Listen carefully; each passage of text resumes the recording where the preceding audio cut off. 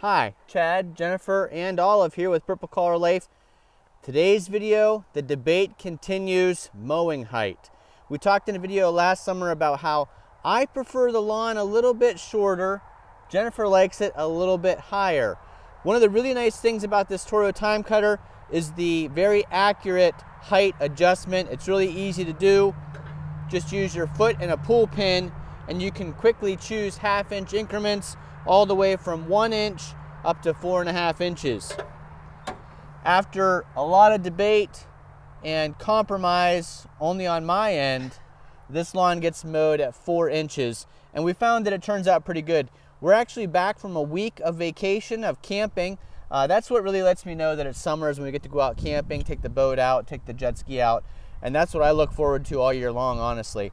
The summertime camping, to me, is the most relaxing thing that I really enjoy doing in the summer.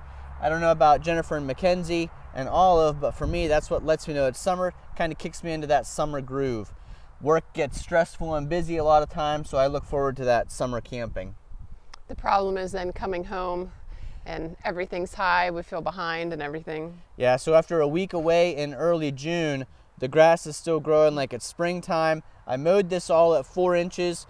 The TimeCutter does a really good job, nice clean cut across, but there was so much clippings that I'll actually probably mow this again because it would need raked otherwise. So I'll mow a pattern back and forth, and then it'll chop those clippings up a little bit more. They'll mulch back into the ground. I do not have a mulch kit on this TimeCutter. Maybe someday I'll add that, but I actually like how it blows out pretty far, so I don't know if I'd like to have a mulch cutter or not. You guys can leave a comment down below and let me know whether you think I'd like to mulch cut or if it's better to just let the clippings blow out. And I used to think that it just had to be raked, that was the only option when it got high like this, was to rake. But for the most part, when you mow over it a second time, I think it looks good. Right now, it kind of looks like a hayfield. Yeah. And you know, when I'm mowing on the zero turn mows so much faster than a conventional lawn mower. So it does a nice job at that. It does blow the clippings out. But when I mow up and then back to create my striping system, I get kind of almost like windrows of hay. You can see like every other row since I've blown in from both directions. Windrow of grass, skip a row, windrow of grass. That's how it looks the whole way across the yard. There's like a windrow of grass clippings. So when I go back and forth the other way, it mulches those up pretty good. So let's talk a little bit about what else is going on here. So like we said, I prefer lower cutting height, but we settled on 4 inches. That's what she's always preferred. The lower cutting, I call that just scalping. You'd get like brown dead spots where you cut it too short. And we understand that depending on where you are and the type of grass you have, you're probably going to mow at different heights because of that. If you live in a southern climate that has a different type of grass, I think that grass usually gets mowed lower at like 2 inches. I would call our grass a variety. Our grass is former hayfield mowed for 20 years now, so it's turning out pretty good. We've done videos in the past about using the Get Summer Lawn Treatment, the Lawn Cube system, the True Green system, so you can check out those videos. I'll put links up above.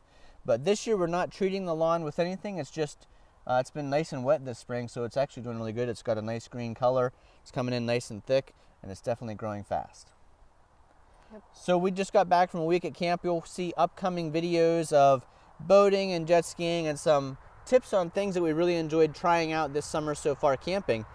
And behind me, just off the screen there, you'll see the camper is not sitting in its normal spot. Future videos on that, but we're having some truck issues. We've had the 2005 F350 6.0 diesel Ford Super Duty since new. I bought that truck brand new in 2005. It has done a great job for a lot of things, but we were talking, you know, we'll do an upcoming video. It's let us down a couple times too, and we just put a lot of money into it and it let us down again. So stay tuned for information about, you know, where we are in the truck ownership process and what we see going forward. You'll find something to do. Yeah, we don't have to look very hard to find something to do. No. Although I don't like working all the time. No, that's one of the reasons I like camping, because even though it's a lot of work, it's a lot of work right now and a lot of expense to go camping. There's Miss Olive. Olive went to the vet 2 weeks ago because she's been having a little bit of trouble with her back legs. Ends up she has spondylosis in her spine. So we've got her on some supplements, but hopefully she's doing good. You gonna help me mow? It's mow time.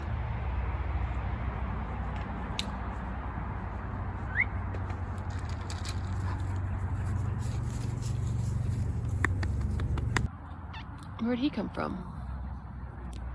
Get going, you're gonna get run over. Get going. Get going. Get going, keep popping. Ethanol free. But at $6 or $7 a gallon, mowing the lawn's getting real expensive. So now that you've had the zero turn for a few years and it's so much faster, but it uses more gas, what would you say it's a pretty good payoff that even though it's more gas, it's less time? Yes. Yeah, it definitely uses more gas than mowing with the diesel tractor, but it's significantly faster, so. I used to say that there are times in your life when you have more time than money, and times in your life when you have more money than time, and that determines what things you do on your own, like changing your own oil, rotating your tires. Now I'm not sure how that logic works out because I don't seem to have enough time or money.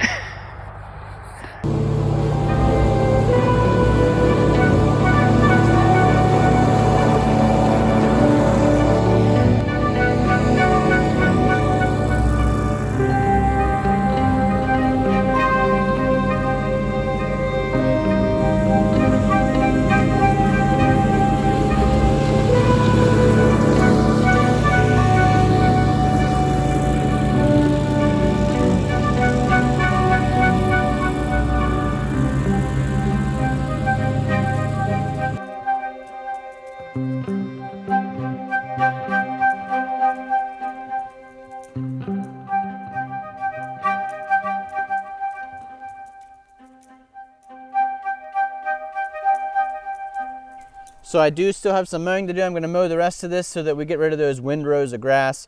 Like I said, camper's sitting not where it normally is, but we'll explain more of that in a future video. Thanks for watching. Hopefully you enjoyed this video. If it entertained you or informed you in some way, give us a thumbs up. We'd really appreciate it. And let us know down below what height you mow your lawn at and where you're located so we can get a gauge for, depending on where people are, what the grass types require for height cutting. And do spouses agree? And do spouses agree? Or does your wife just kind of let you know that you're the expert, you can pick what height the grass should be? Thanks for watching. We'll see you again the next time. If you don't have an invisible fence, I highly recommend one.